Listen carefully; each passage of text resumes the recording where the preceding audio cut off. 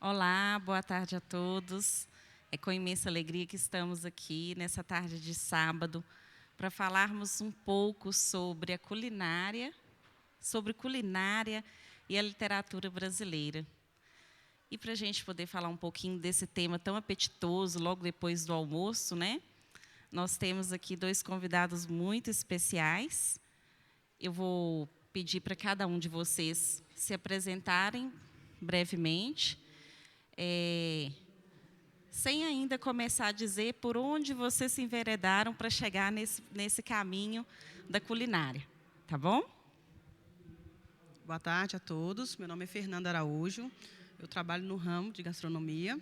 Depois a gente vai contar um pouquinho da nossa história, né, Luana?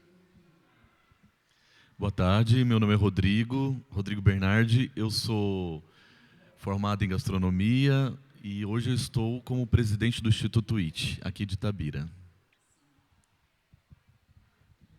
E quando a gente pensa assim, culinária e literatura brasileira, o que será que isso tem a ver? E tem tudo a ver, porque a culinária é uma arte, a literatura é uma arte, né? Então, eu trouxe aqui para a gente poder começar a falar sobre essa arte, um pouquinho sobre a culinária na literatura brasileira. No site A História da Gastronomia no Brasil, há indícios de que, a partir do século XVII, no período em que o Brasil lutava muito por sua independência, a comida brasileira ia ganhando uma identidade própria. Com a chegada da família real portuguesa ao Rio de Janeiro, em 1808, muitos ingredientes e pratos novos entraram em cena. Enquanto azeite doce, o pão de trigo, o vinho português e o champanhe eram fortemente consumidos por famílias portuguesas distintas, a cerveja ganhou gosto popular pelos brasileiros. E a literatura nos faz sentir como parte dessa história. Porque quando nós lemos um bom livro, a gente entra na história. É como se conhecêssemos novos lugares, convivêssemos com novos personagens, sentíssemos as mesmas dores, as mesmas alegrias, usássemos os mesmos tipos de roupas desses personagens e comêssemos as mesmas comidas. E assim como a literatura nos faz entrar por essa história e compartilhar um pouquinho do que é vivido pelos personagens, a comida também nos traz essa experiência.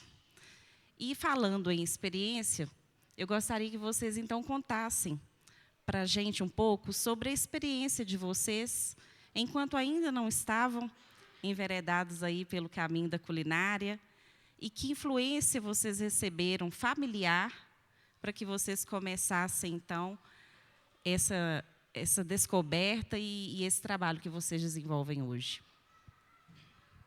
Bom, na verdade, a culinária entrou na minha vida aos poucos, né? Eu comecei a trabalhar muito jovem, né? Eu tinha uns 13 anos. E, para me encontrar, talvez, naquela idade, eu comecei a trabalhar em uma casa de shows, na época, aqui na cidade. E fui conseguindo mais oportunidades e fui trabalhar com buffets e tudo. E foi aí que eu comecei a gostar mais. Porque eu tive acesso a coisas que eu não tinha na minha casa, né, na família onde eu fui criada. Conheci um camarão de verdade, a não ser pela televisão, um filé mignon, ou essas coisas e tal. E fui me apaixonando, me agregando em tudo. E, com o tempo, eu fui querendo mais. Eu quero trabalhar com isso, eu quero fazer isso. E fui descobrindo que eu sei cozinhar um pouquinho, ou que eu gosto de cozinhar um pouquinho. Porque, na verdade, eu cresci vendo minha avó cozinhar, né, gostando da comida dela. E, quando eu entrei nesse mundo de ramo de eventos, eu fui vendo uma gastronomia diferente. Mas tudo faz um sentido, né? A alta gastronomia, a comida caseira, e fui me apaixonando por tudo. Hoje, eu trabalho, eu tenho 2 empresas, eu tenho um buffet no ramo de eventos há 8 anos, junto com a minha sócia, que é uma cozinheira de mão cheia, né, que gosta muito disso, e a gente foi construindo, né, foi aprimorando, aprendendo com o tempo e descobrindo. Há pouco menos de 1 ano e meio, nós abrimos um gastrobar aqui na cidade. Porque, na verdade, a gente quis trazer para a cidade uma experiência gastronômica que a gente procurava e não encontrava. A gente tinha que ir para Belo Horizonte, para cidades próximas, para provar coisas, para experimentar. Então, a gente começou a aprimorar mais o nosso paladar, o nosso conhecimento, a procurar, a pesquisar. E foi conhecendo esse lado. Hoje, eu falo que a gastronomia mudou a minha vida. A Fernanda, de anos atrás, não é a mesma de hoje. Ela me acolheu, ela me escolheu no meu caminho, sabe? Me tirou de um mundo que talvez eu não imagino como seria. Então, eu sou grata à comida, à gastronomia.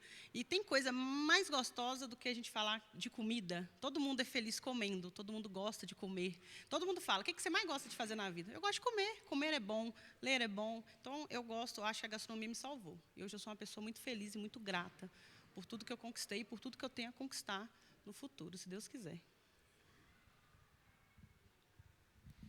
Bom, minha história com a gastronomia, ela começou aos 13 anos, quando eu fico sozinho em casa, porque meus pais trabalhavam e não tinha com quem, né, eu ficar. Então, aos 13 anos, já comecei a ficar sozinho em casa e a curiosidade para aprender a cozinhar, né? E minha mãe deixava algumas coisas prontas, mas eu achava aquilo tudo muito sem graça, né? Nunca, né, é até assim, né? É uma peculiaridade minha. Eu falei que eu não gosto muito de comida requentada, sabe, gente?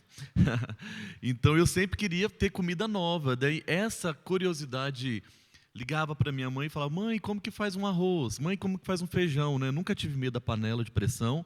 Todo mundo tem medo, às vezes, né? Mas eu nunca tive. Então, começou ali, naquela descoberta, da tentativa do fazer e errar, e fazer e acertar. E foi, né? Fui sempre uma pessoa que sempre cozinhou muito, gostei sempre de cozinhar para as pessoas também. E quando fui fazer minha formação, né, acadêmica, não fui para essa área, porque antigamente era muito difícil acesso, né, para as formações na área da gastronomia. Além de não ter muito, principalmente na minha região, eu sou do Paraná, era muito caro, né? Então, fui trabalhar em outras áreas até que, agora, há uns 8, 9 anos atrás, surgiu a possibilidade de fazer, então, a gastronomia, né? Aquele sonho guardado ali voltou e despertou. Falei, não, agora eu posso, tenho condições, e vou fazer o curso da gastronomia. Nesse processo todo, eu tinha um restaurante aqui em Itabira, uma pizzaria e bar, né? E foi um período muito bacana, uma experiência muito alegre, né? Mas a gente sabe, quem tem estabelecimento comercial, que tem os seus ônus e bônus. E foi uma experiência muito boa, então eu, né, pude ter essa experiência de trabalhar com a gastronomia. E hoje eu faço parte do Instituto IT, sou um dos fundadores do Instituto IT, que é uma entidade sem fins lucrativos aqui em Itabira, que nós trabalhamos curso de capacitação. Então, há 3 anos atrás, nós implantamos dentro da entidade a gastronomia social, que é possibilitar... eu já falo mais, já vou adiantando, né, os assuntos, né? Mas então tem essa gastronomia social, que eu não vou falar, senão a Luana vai me bater. Mas respondendo, né, a minha caminhada na gastronomia, então, é essa. Mas respondendo a sua pergunta sobre o que influenciou, né, foi primeiro essa descoberta e, com certeza, né, eu acho que todos nós, ou a grande maioria, tem a referência ou nas mães ou nas avós, né? E eu tenho, com certeza, na minha avó materna, que era mineira, né, uma mineira assim muito peculiar, porque ela tinha uma característica muito bacana, né? A sua era a Dona Nhã, e a minha era a Vó Dita. E a Vó Dita tinha assim as suas quitandas, né? Eu moro aqui em Itabira há 13 anos, e uma peculiaridade do mineiro é ter a casa cheia e a mesa repleta né? O mineiro sempre tem aquilo, algo para receber as pessoas, né? Eu acho que eu nunca cheguei na casa de alguém onde eu não tivesse ali um bolo, uma quitanda. E na minha avó não era diferente. Mesmo morando há anos lá no Paraná, então tinha né? Os bolos que ela fazia, e o bolo referência é o bolo de laranja, que é uma coisa tão boba, né? Mas que para a gente tem uma memória afetiva tão grande. Então, a minha história é mais ou menos essa. São memórias afetivas. Sempre vai remeter à convivência familiar e também alguma memória do paladar, né? Algo que a gente saboreou, gostou e quis experimentar depois, não só comer, como também fazer. E já que a gente está falando de literatura, eu vou trazer aqui um poema de Drummond. Drummond não gostava de cozinhar, e apesar de ser muito magrinho, gostava muito de comer. Então, com aquele olhar bem atento dele, né? Ele não deixava escapar o lado poético, porque preparar um alimento também tem toda uma poética, uma poesia, exatamente. Então, ele, com um olhar bem peculiar, ele não deixava passar nada. E eu vou ler para vocês aqui um poema chamado Poema Culinário, de Carlos Drummond de Andrade.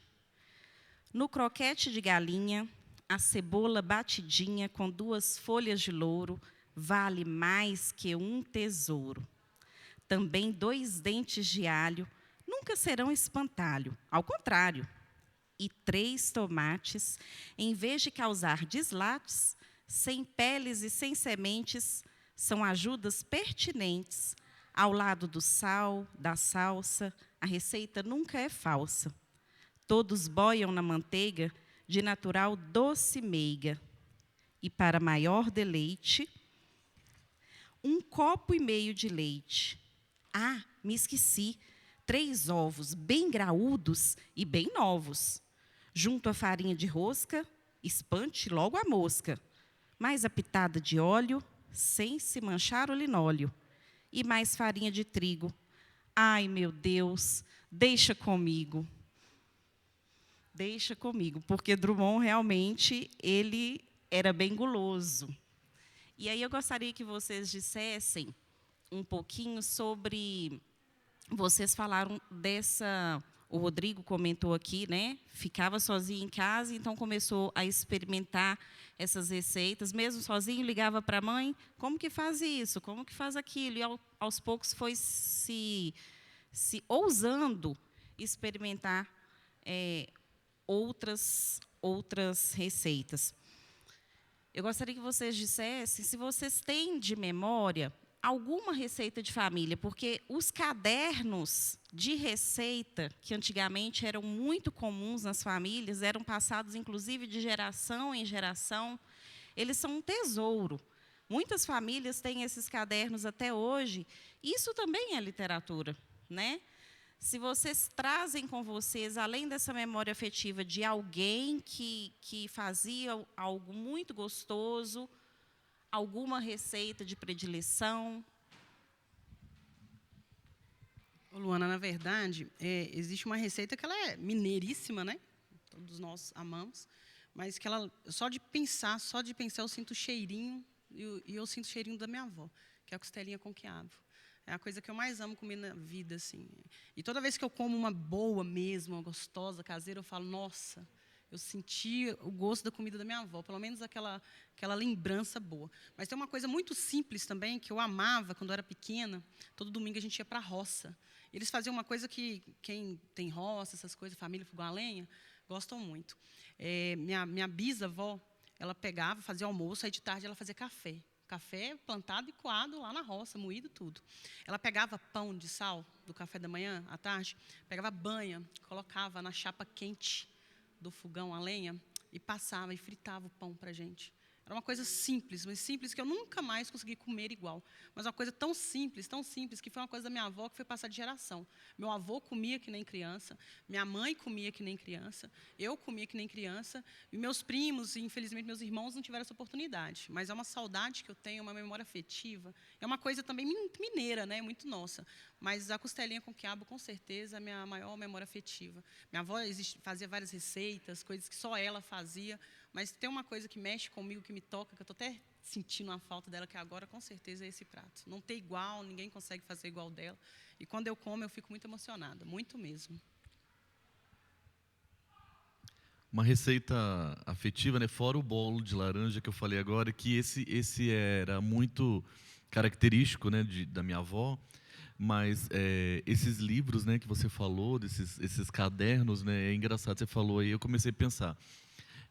Minha mãe herdou da minha avó. Dela tem, fora o dela. Então, ela tem o dela, mais o que ela herdou da minha avó.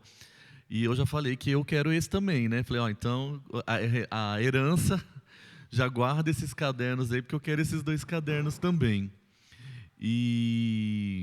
Então, assim, e tem repleto de receitas, né? Até esse tempo atrás, me veio uma memória afetiva de algo assim muito, eu não sei nem se, acho que talvez aqui em Minas chamam de outro jeito, mas é uma espécie de broa ou rosquinha, né, que chama espera marido, que é um bolinho de uma massa, né, de farinha com leite, ovos, e daí se dá um nozinho, frita aquela massinha e depois passa numa calda de açúcar, né? E aquilo é muito, muito, muito, muito a minha memória afetiva de infância, porque eu me lembro de fazer isso muitas vezes com a minha mãe. Ou então na casa da minha avó, porque sempre juntava, né? É uma coisa que precisa de muitas mãos. E é muito peculiar, né? Tem o fazer também em família. Isso é legal, né? Aquele prato, ou então aquela quitanda, né? Que se faz a muitas mãos. Então isso é uma memória bem afetiva que eu tenho também. Você citou esse bolinho espera marido. O Rodrigo, ele é do Paraná, já tem muitos anos que vive aqui em Itabira. Será que esse bolinho espera marido seria o nosso bolinho de chuva aqui em Minas Gerais? Não, é outra receita? Não, ele era uma massa fermentada, né? Porque o bolinho de chuva a gente usa o fermento em pó, né? E esse não, esse era com aquele fermento de padaria. Então ele dava uma crocância como se fosse um pãozinho. Crocância não, né? Uma maciez, como se fosse um pãozinho que fritava e depois passava nessa calda de açúcar, né? Vou fazer um dia. Vou fazer. Bom, você falando aí desse bolinho, eu trouxe aqui alguns exemplos de autores que trazem na sua literatura alguma citação sobre comida, né? E a Clarice Lispector tem uma história muito interessante sobre a rosquinha. No romance A Hora da Estrela, a protagonista, Macaea, é uma jovem muito pobre que acaba de se mudar para o Rio de Janeiro. O pouco dinheiro que ela tem no bolso só dá para sobreviver de cachorro quente. Quando Glória, uma amiga sua, que nem tanto amiga é assim, porque acabou lhe roubando o namorado, convida para tomar um café e lhe permite comer quantos quitutes ela quiser. Macabea mal acredita em seus olhos e se empanturra a ponto de passar mal. Entre as delícias descritas está a famosa rosquinha, com a qual Macabea se lambuza e enche os bolsos, levando um estoque para casa. Bom, e aí também me lembrei de Rubem Alves, assim como o Drummond, que não tinha aptidão para cozinhar, mas gostava muito de comer. Rubem Alves, ele cita assim, em várias de suas crônicas a comida como afeto. A paixão dele pela cozinha e pela culinária demonstrava que ele tinha a intenção de ser cozinheiro, mas como ele não se dava muito bem com a cozinha, ele revelava na escrita o apreço por esse ambiente que é carregado de memória. E quantas vezes a gente não passa boa parte da vida da gente compartilhando na família os momentos na cozinha? Chega uma visita, muitas vezes a gente vai com a visita para a cozinha, e a cozinha acaba se tornando o melhor ambiente da casa, né? Pois bem, Rubem Alves, ele chegou até a abrir um restaurante, né? E nesse restaurante ele ministrava cursos sobre cinema, literatura, pintura, e os alunos tinham oportunidade ainda de tocar e cantar música ao vivo. E vou trazer aqui uma citação dele, porque ele diz assim: escrevo como quem cozinha. Minha cabeça é uma cozinha. O cozinheiro cozinha pensando no prazer que sua arte irá causar naquele que come. Eu escrevo pensando no prazer que meu texto poderá produzir naquele que me lê. É este o segredo de cada escritor, o prazer do leitor. E a gente está falando de comida, a gente está falando de culinária, e também de gastronomia. E a Fernanda tem aqui, em Itabira, um gastrobar, que é a Inhabenta, e você também tem o buffet Grand Gourmet. Explica para a gente, Fernanda, essa diferença de restaurante, de um bar gastronômico. E logo depois, Rodrigo, eu gostaria que você dissesse para a gente sobre essa sua proposta da gastronomia social, o que vem a ser, e também essa diferença desse fazer gastronômico como possibilitador de abrir para as pessoas um outro universo, assim como o Rubem Alves fala, né? De abrir para o mundo outras experiências, tá bom? Então, Luana, o que acontece? Quando eu já disse, né, que eu e minha sócia tínhamos um buffet, né, a gente faz eventos, casamentos, que também são momentos muito importantes, né? Fazemos aniversários, casamentos, festas de 15 anos, formaturas, que são os momentos marcantes da vida das pessoas, né? Isso é muito gratificante. Mas quando a gente decidiu abrir o Inhabenta, na verdade foi um recomeço, né? Porque estávamos enfrentando a pandemia, né? E a gente tinha que recomeçar. E eu sempre falo que eu nasci para fazer isso, eu não consigo fazer outra coisa, né? E encontrei minha sócia, que também ama comida, a gente faz isso com muita alma. E a gente sentia uma necessidade muito grande em Itabira. Aqui tem lugares maravilhosos, mas a gente sentia uma necessidade muito grande de ter um gastrobar, uma coisa diferente. Temos bares maravilhosos, restaurantes maravilhosos, mas a gente sentia falta de uma experiência gastronômica diferente. Só que a gente queria fazer mais. A gente não queria fazer só um gastrobar sofisticado, essas coisas, não. A gente queria usar a nossa essência. Nós aproveitamos que o nosso espaço é uma casa e resolvemos homenagear as mulheres mais incríveis e as melhores cozinheiras da nossa vida. Minha avó, Nhanhá, que cozinhava maravilhosamente bem, e a avó Lúcia, da minha sócia. Então, nós abrimos um gastrobar, que chama Inhabenta, e é homenagem a elas, e chama Casa de Vó. Na verdade, a gente fala que lá é Casa de Vó. Porque a nossa intenção é acolher as pessoas com a nossa comida. É uma experiência gastronômica, que é uma experiência diferente. As pessoas vão lá para experimentar coisas diferentes. E a gente resolveu dar o nosso toque mais mineiro, mais caseiro. Por exemplo, eu tenho um prato lá que as pessoas adoram, que ele é feito com filé mignon, gorgonzola, uma coisa, né, da alta gastronomia, mais sofisticado. Mas a gente tem um prato lá que é muito vendido, que tem pele de galinha frita, fígado de frango acebolado, aquela coisa bem casa de vó, bem mineira, assim. E que é essa essência que a gente quer passar. E a gente sentia essa necessidade, sabe? E acho que a gente está no caminho certo. E as pessoas falam, qual que é o segredo, qual que é o segredo? Eu falei, o segredo é a gente fazer com alma, com coração, com amor, que é o que a gente faz. A gente cria o cardápio e a gente depois tenta passar tudo que a gente sente para as pessoas através da comida. E o gastrobar é isso, uma experiência gastronômica que as pessoas não têm. E a gente tenta passar isso com todas as formas possíveis que a gente consegue, sabe? E a gente espera estar no caminho certo e trazer experiências mais incríveis possíveis para Itabira. Então, a gastronomia social do Instituto IT, ela nasceu, né, com a intenção de oportunizar, né, dar oportunidade para outras pessoas que não têm o contato tão diretamente com a gastronomia, para que elas tivessem esse alcance, né, como a Fernanda falou agora há pouco, né, que no passado dela, na infância, ela não teve contato com o camarão, ela não teve contato, coisas que ela só via na televisão. Então, acho que a essência é essa, sabe? A gente dá oportunidade para as pessoas para que elas tenham contato com a gastronomia. Porque a gastronomia, muitas vezes, ela separa, né? A gente falou, por uns anos atrás, né, falava muito em gourmet, né? Gourmetizar as coisas, né? E eu acho que cada vez mais a gente tem que pensar na gastronomia como democrática, né? Como uma coisa que tem que ser acessível. Eu sei que ainda não é, mas ela precisa ser acessível a todas as pessoas provarem alguma coisa, né? Eu tenho uma experiência de poucos dias atrás de umas alunas que estavam tendo curso de confeitaria lá com a gente.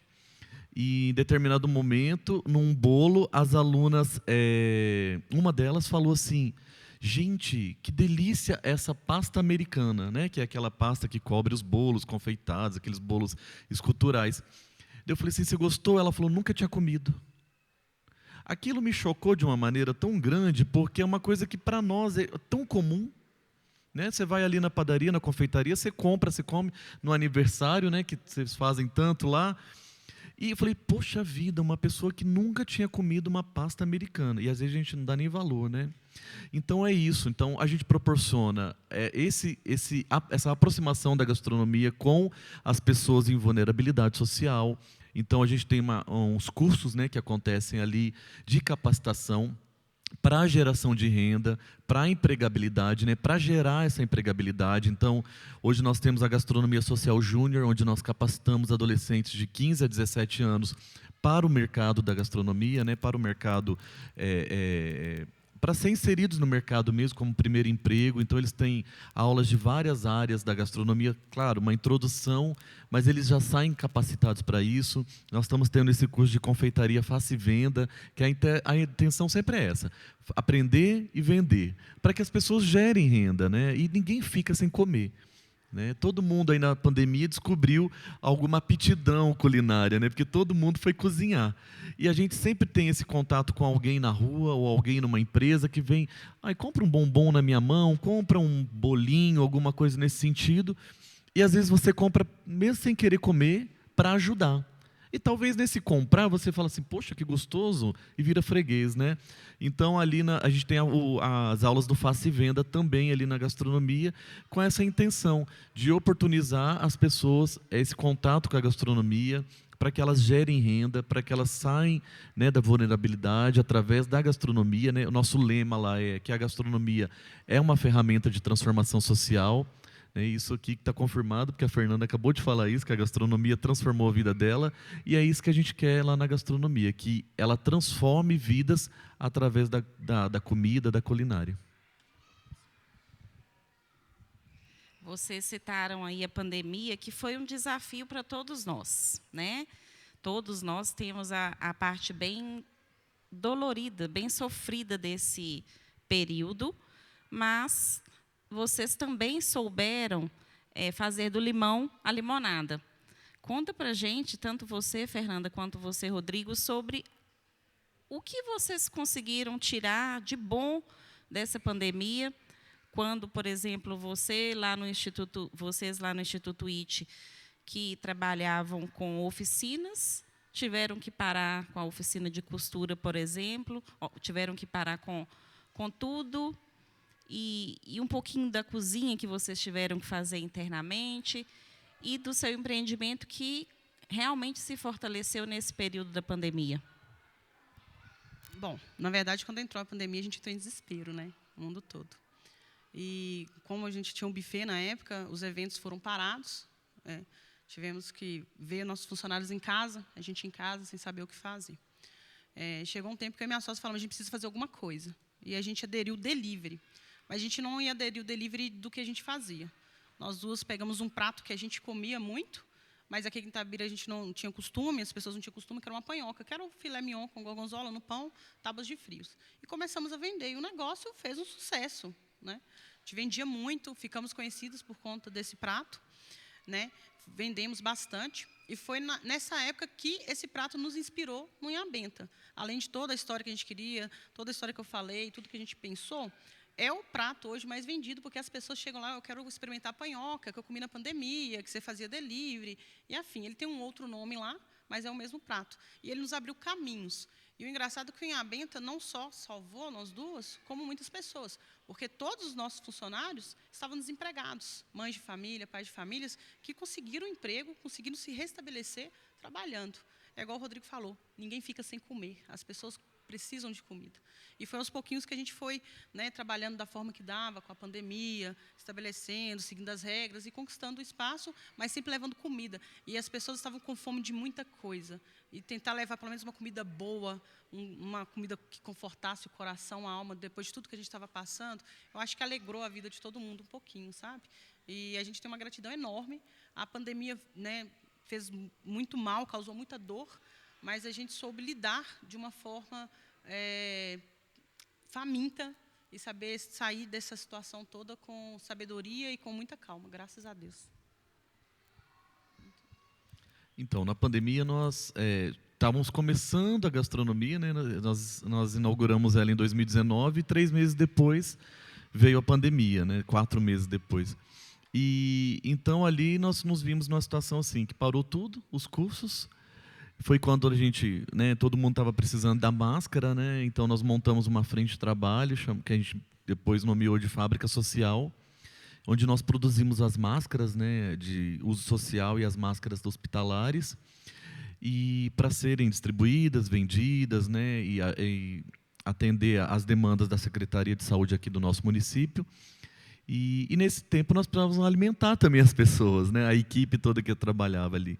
Então a gente criou uma frente, né, ali, uma equipe para estar fazendo as refeições de café, almoço, da equipe que estava trabalhando. Então nós ficamos ali trabalhando durante alguns meses, servindo almoço para 30 pessoas. Algumas até em casa a gente levava a refeição para que elas estavam trabalhando em casa. E, ao mesmo tempo, também, a gente não queria parar com a gastronomia social, né? A gente queria que, de alguma forma, a gente chegasse até essas pessoas, que o conhecimento chegasse, né? Porque elas vinham até a gente fazer os cursos para poder fazer aquilo que elas tinham aprendido. Então, nós criamos um canal no YouTube chamado Gastronomia Social. E ali a gente pôde ensinar várias receitas, bem práticas, fáceis, bem didáticas, né? Então, quem tiver interesse em entrar lá, e eu sei que todo mundo está cansado, talvez, de um pouquinho de ficar no YouTube, né? Mas, então, a gente criou esse canal, que foi um período muito bacana, de experiência para a gente também. E, ao mesmo tempo, também criamos o projeto Alimento do Bem, que a gente produzia bolos, quitandas, doces, para serem entregues nas casas-lares, nos hospitais, né, tanto aqui do nosso hospital quanto de Santa Maria, nos asilos. A gente fez bastante entrega para o asilo aqui de Itabira e o de Santa Maria também, que a gente viu a necessidade que eles estavam passando, né? E também para as casas-lares aqui de Itabira, que nós temos 2 casas-lares, que também era uma forma da gente proporcionar para essas pessoas aquilo que geralmente talvez elas não tivessem contato, né? Porque o alimento normal, arroz, feijão, todo mundo tinha, mas um bolo que aquece o coração, né, Fernanda, que agrada, uma quitanda, um docinho. Então a gente começou a movimentar nessa maneira o nosso trabalho ali na gastronomia. A comida como afeto, né? Luiz Câmara Cascudo, bem conhecido como Câmara Cascudo, ele é um dos mais importantes historiadores e folcloristas do nosso país, pesquisador de raízes étnicas e de tudo do nosso folclore. Ele cita na obra da Alimentação do Brasil que a comida é cultura e conhecimento e liberdade de todos os tipos. Então, a comida, ela precisa chegar a todos, como direito, assim como a literatura, como direito também. Infelizmente, nos dias de hoje, a correria do cotidiano pode estar tomando esse conhecimento das pessoas, porque a gente tem vivido uma vida atropelada, que a gente mal para saborear o que a gente está comendo. E a gente vai para o fast food, a gente come algo no improviso, mas quão gostoso é a gente comer uma comida que foi preparada porque tem um afeto ali, né?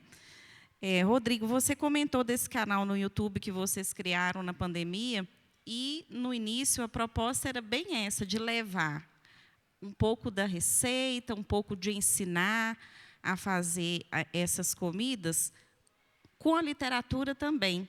Então, conta para a gente como que isso começou, juntando a literatura com a comida. Bem interessante.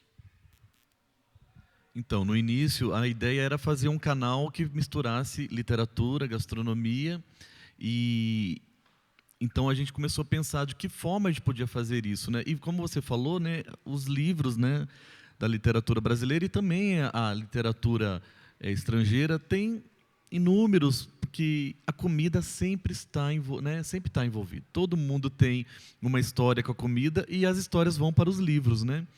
Então, a nossa ideia inicial era, todo o vídeo semanal era uma culinária normal, uma culinária de acesso, de fácil venda, para as pessoas aprenderem. E toda a live que a gente fazia, porque a gente fazia umas lives, sabe? Daí que está a história. A gente criava um tema. Então, a primeira live que a gente fez do canal era a live do Sítio do Pica-Pau Amarelo. que para mim é uma memória afetiva muito grande, né? Eu sou daquela geração que assistiu os primeiros, não esse que passou, né, um pouco tempo atrás, né? Aquele primeiro lá no início, né? E aquilo era aquele mundo de Monteiro Lobato era um mundo muito legal, né? É um mundo muito lúdico, com aqueles personagens, né, surreais, né? Não tem como a gente falar de Monteiro Lobato e Sítio do Pica-Pau sem falar da cozinha da Dona Benta e da tia Anastácia, que era a cozinheira da família, né? Então nós criamos ali na live aquela memória afetiva dos bolinhos de chuva que nós falamos agora há pouco, que era que os Pedrinho, né, Pedrinho e Narizinho adoravam. E fizemos também a cocadinha, que segundo os livros, né, o da Narizinho fala que a Narizinho adorava a cocadinha da tia Anastácia. Então nós criamos ali de uma maneira lúdica, né? Então eu fui todo vestido de Visconde Sabugosa, olha, né? Sem medo de passar vergonha. E convidamos uma colega aqui de Itabira, que foi de Emília. E foi muito legal, porque aquilo chama atenção e é uma forma de você passar a literatura através, né, do lúdico, da comida, né? Então criamos um bolinho de chuva de cenoura com calda de chocolate, né? Uma coisa bem ruim para o pessoal ficar com vontade, e uma cocadinha assada. E foi muito legal a live. E daí a gente foi sempre tendo ideias, né? Então na segunda live foi o do menino maluquinho, que eu também fui vestido de menino maluquinho, né? Com essa cara de, né? de tiozinho, não de menininho, né? Com direita panela na cabeça e tudo mais, e criamos, né? Porque o menino maluquinho tem uma história que ele conta que ele roubou um bolo, né? O bolo que a secretária da família estava fazendo, e ele pula a janela, pega o bolo e come o bolo todo sozinho. Então nós criamos também um bolo em abenta, todo recheado de marshmallow, com cobertura de chocolate, de uma forma bem lúdica. Então foi bem legal as experiências, né? Assim, então a gente sempre estava tentando trazer alguma coisa. Depois isso foi um pouco mudando, porque começou a dar trabalho, sabe? Você tem que sempre se fantasiar. As pessoas queriam já, né? Não, o que será que vai vir dessa vez? Mas foi uma experiência muito legal, e como é especial mesmo, né? Na pesquisa que a gente foi fazendo, né? Tem inúmeros, né, filmes baseados em livros que trazem essa comida, livros que falam. Você falou da Clarice, eu tinha pesquisado na época esse texto da Clarice, né, dessa rosquinha. Graciliano Ramos também fala muito nos livros sobre a carne seca com a mandioca. Então, se a gente pesquisar, a gente acha muita coisa gostosa e legal. Eu fiz até umas pesquisas aqui. Você falou de Monteiro Lobato, né, que é o criador do sítio e dos quitutes. E aí eu trouxe, já que você falou da cocada, um breve relato sobre a cocada nos textos de Machado de Assis. Machado de Assis, ele ficou órfão de mãe bem cedo, e logo depois ele ficou órfão de pai.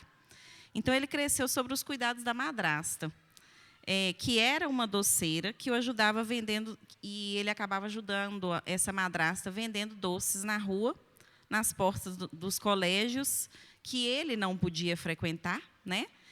E aí, lá na obra de Dom Casmurro, Bentinho, apaixonado por Capitu, percebe ser correspondido por ela quando decide anunciar que entraria no seminário, e ela, embora ávida por doces, sequer percebe o homem que passava vendendo os doces naquele momento.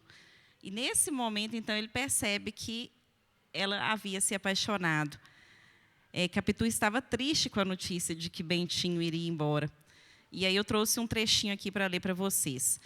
Tínhamos chegado à janela, um preto que desde algum tempo vinha apregoando cocadas parou em frente e perguntou: Sinhazinha, quer cocada hoje? Não, respondeu Capitu. Cocadinha tá boa. Vá-se embora, replicou ela sem rispidez. Dá cá, disse eu, descendo o braço para receber duas. Comprei-as, mas tive que comer sozinho. Capitu recusou. Vi que, em meio da crise, eu conservava um canto para as cocadas. O que tanto pode ser perfeição como imperfeição, mas o momento não é para definições tais. Fiquemos com que minha amiga, apesar de equilibrada e lúcida, não quis saber do doce. E olha que ela gostava muito de doce. Também tem a história do peru, de Mário de Andrade. Mário de Andrade, ele é em um dos contos dele, né, um escritor modernista, o conto gira sobre um peru na época de Natal. A família havia acabado de perder o pai. Quando chega a época do Natal, o jovem Juca, de 19 anos, propõe que os parentes comam um peru na ceia. E, a princípio, a ideia foi recusada, né? Eles estavam de luto, foi recusada pelas mulheres da casa, mas, aos poucos, elas foram se deixando levar pelo encanto dos cheiros e sabores daquele prato tão cobiçado, que era preparado com farofa seca e farofa gorda. E, após protestos iniciais, a família adere à ideia e vive um Natal único. A minha mãe, a minha tia, nós todos, alagados de felicidade. Ia escrever felicidade gustativa, mas não era só isso, relata Juca. Era uma felicidade maiúscula, com um amor de todos, um esquecimento de outros parentescos distraidores do grande amor familiar. Bom, e tantos outros que a gente poderia citar aqui, né? Trabalhar com culinária, trabalhar com gastronomia tem seus desafios. A gente conversou um pouquinho.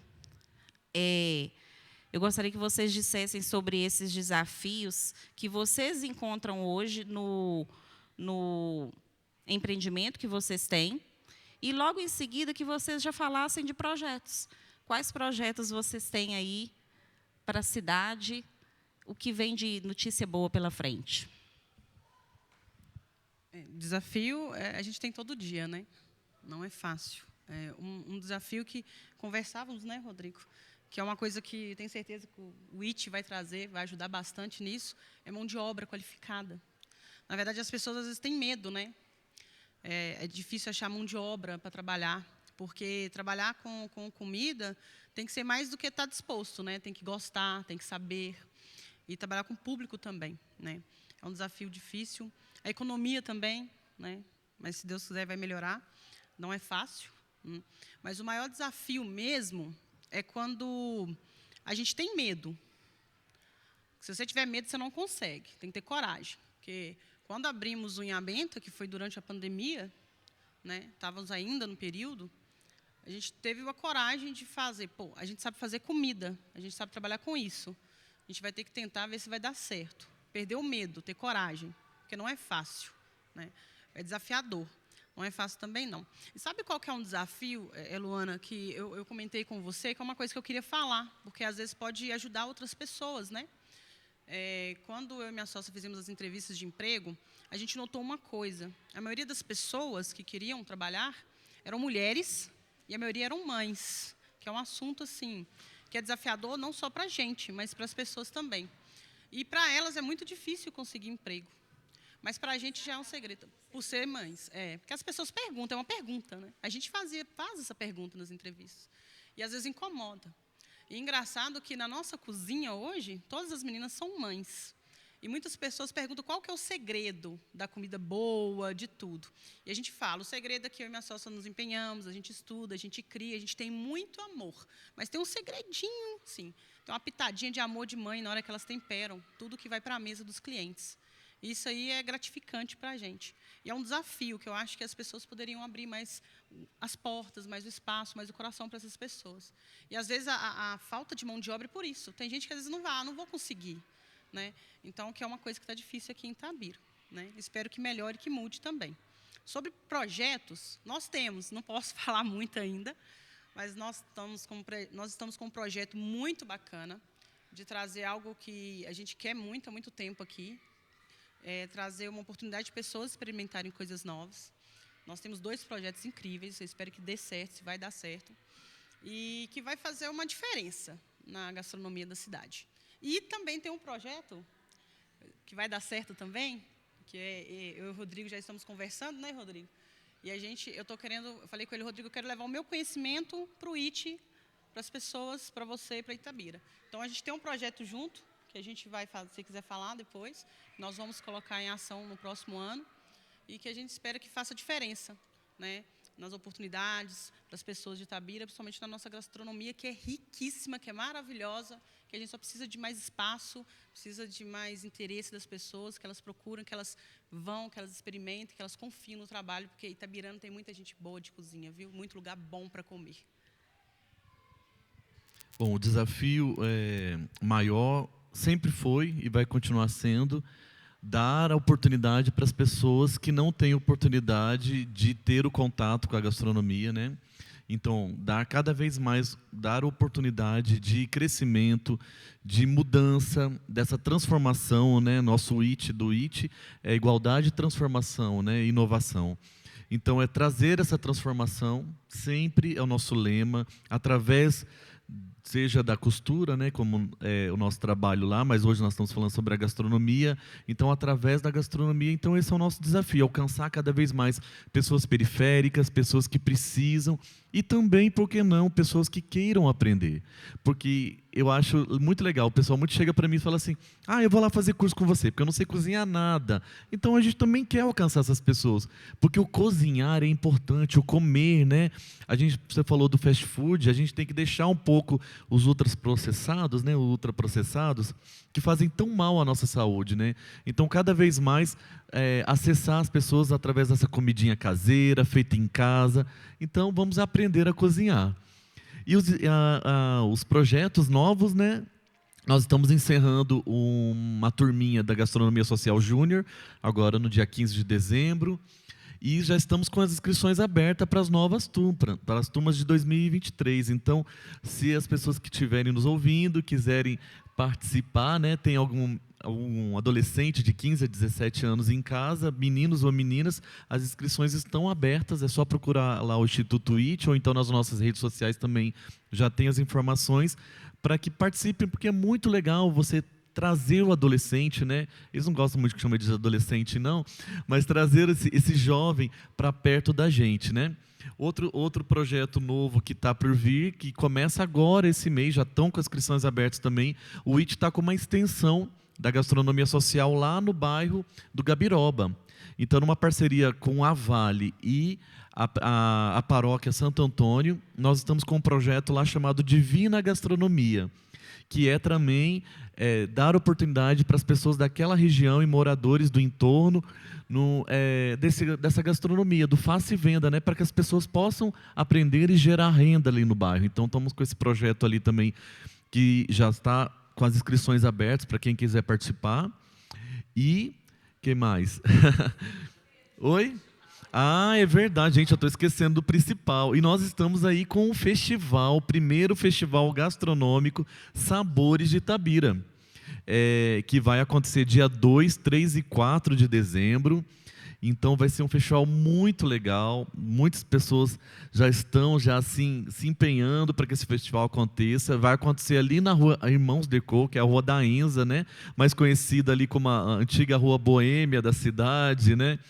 Então vai ser muito legal, nós vamos ter oficinas voltadas, totalmente gratuito, tá, gente? O evento é totalmente gratuito. Inha Benta vai estar lá com a gente, participando.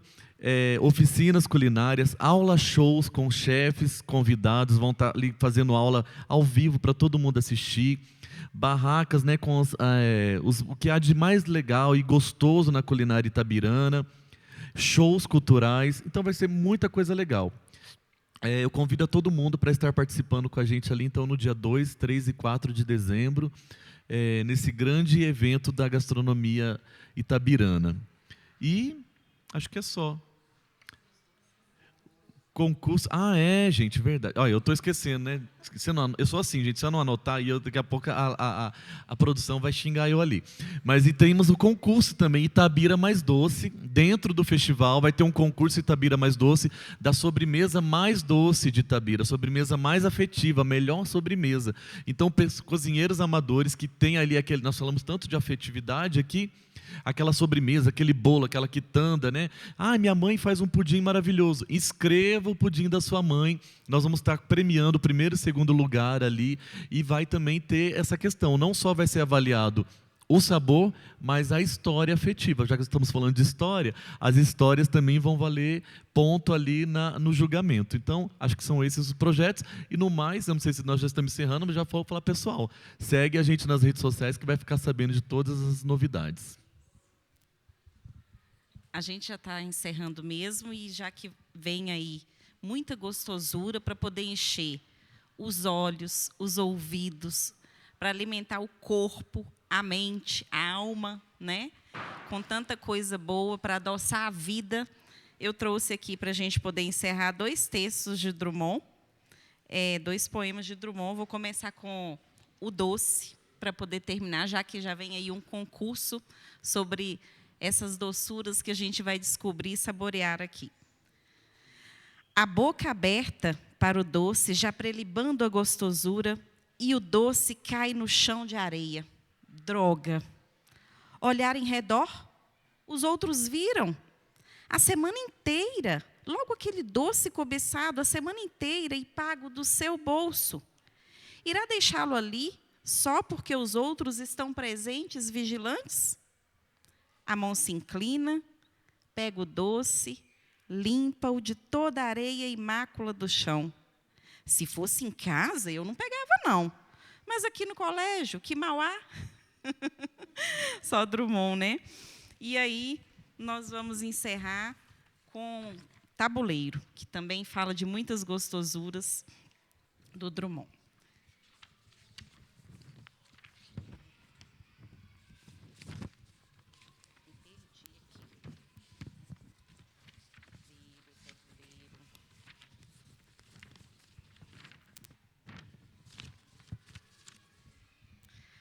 Tabuleiro. Passa o tabuleiro de quitanda.